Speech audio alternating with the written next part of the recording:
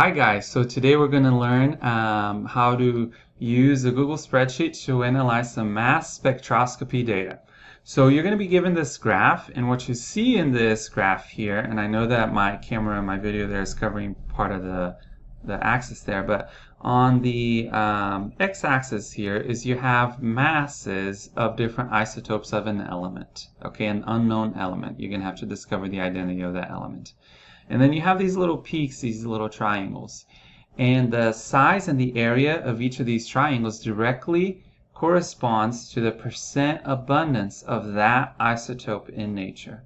So you can see here, isotope with a mass of 120 is the most abundant of them all. And maybe like 112, 114, 115 are probably among the least. One of those, the least, is hard to tell without measuring. So the first thing you're going to do is you're actually going to measure the base and the height of each of these triangles with the paper copy that you're given in class. Okay, so you're going to measure the base and the height with a ruler, just simple measurements. And then we're going to switch to using a Google spreadsheet to learn how to analyze this data that we have here with the spreadsheet. So the spreadsheet will do most of the math work for us. We will just have to learn how to tell the spreadsheet to do the math for us. Okay, so this is great data analysis tool here. Lots of businesses use it, so this has lots of applications. Okay, so let's say that I said that my base for the first triangle there was 1.21 centimeters, and then for the next triangle I'm saying 0.50 centimeters. Okay, I'm going to try to make these here a little bit bigger so that you can see better. Okay, now notice there when I typed 0.50 it kept it as 0.50. A lot of the times it doesn't do it like that. It's set up like this. So if I point 0.50 it switches it back to 0.5 because mathematically those numbers are exactly the same. But as you guys know, with valid measurements and significant figures, those two numbers actually mean different things scientifically. So if you need to adjust the number in the spreadsheet to have the right number of significant figures, use these two buttons over here. This one here will increase decimal places. This one on the left here will decrease decimal places. Okay, so just use them accordingly to make sure that the measurements that you're recording here are valid. Okay, now I don't want to go through this whole thing and type in a bunch of measurements. I wrote a bunch of random measurements over here. These do not match what you have on that paper to measure. These are just random that I made. Now is the part where we start telling Excel or Google spreadsheets how to do the math for us. Okay, so this is kind of like a calculator, but we have to tell it what to do just like a calculator. So in a spreadsheet, when you type the equal sign in a cell, you're telling the spreadsheet you're going to be doing some math for me. Okay, and that's the power of the spreadsheet. So we need to figure out the area of that triangle on the mass of 112.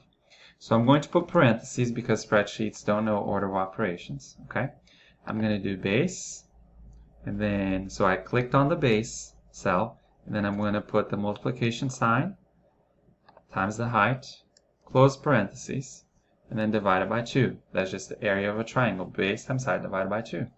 And of course I included my parentheses there. Okay, and then I'm going to press enter, and it gives me an area. Now I can go through and type all of these in, and that works, but the cool thing about a spreadsheet is that it recognizes patterns. Okay, so if I click on this cell and then I grab that little square there at the bottom and I drag it all the way to the bottom cell there, it will follow the same pattern. Okay, so if I click on this and I check, see it says B6 times C6. So this is cell B6 times C6. So spreadsheets recognize the pattern and just do the whole thing for you. Okay, and then I need to find the total area of all the triangles so I can find the percent abundance. So I'm going to click the equal sign again and then type in sum. Okay, and then put parentheses. When I do that, I am telling the spreadsheet I'm going to have you add a bunch of numbers for me. And I just go through and I highlight all the numbers I wanted to add. close parentheses, press enter. There it is. There is my total area. Okay. Now I need the percentage of each of these triangles compared to the total area. So I'm going to click, you guessed it, the equal sign, the individual area divided by the total area. Okay. Which is at D16. Press enter. It gives me this here. I don't believe that this case it will recognize the pattern because it wants to go to a different cell down here. So it says you can't divide by 0. Okay. So error, function divide parameter cannot be 0. So I can't divide by 0. So this is a case where I actually have to go through and type in each value. Okay. So equals the area divided by the cell D16 and so forth. Okay, and it's D16 because if I look here, if I click on this, see it's at D and then 16, and then I just go through all that all the way down. Over here, the mass contribution of each peak, I'm going to take the percentage times the mass. Okay, and again, I get a number with lots of decimals. Okay, and I'm going to bring this all the way down. Now I have zeros here because I did not fill in these cells, and that's okay. All right, now for the total mass, the average atomic mass of this element, again, I'm going to do equals sum parentheses. I'm going to highlight all of these cells and close parentheses. Okay, and it tells me the sum is 53.03. Obviously, that's not going to be the number that you're going to have. And actually, when you do this, because I did it earlier, it's already rounding to the 100th place, you're probably going to get a digit with lots of decimals. So what are you supposed to do with all these decimals? Basically, you need to ask your teacher for guidance if they want you to do sig figs every step of the way. For my students, I'm just telling them round to the 100th place at the end. You don't need to change these here, okay? It's not really going to make any big difference.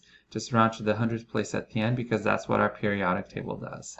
It has the average atomic masses of each element rounded to the 100th place.